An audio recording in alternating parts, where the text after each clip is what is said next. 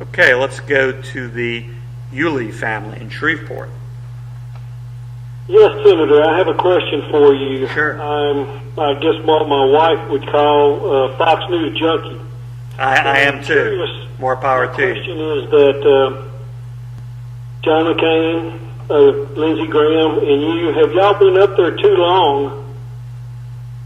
Because I feel like my rights are going away.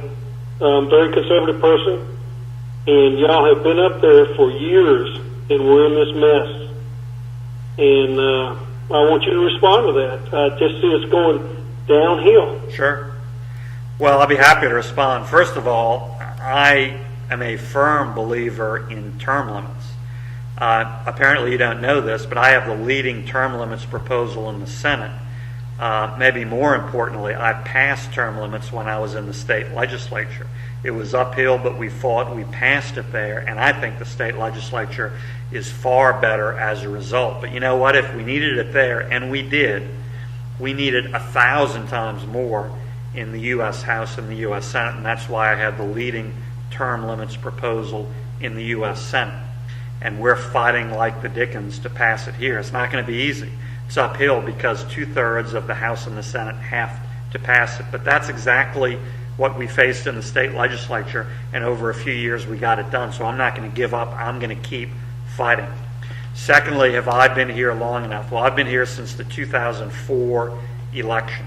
So I've been here about 8 years. Any term limits proposal that anybody has a longer total time of service for the U.S. Senate than that. So I'm not at the limit, but I've been here 8 years.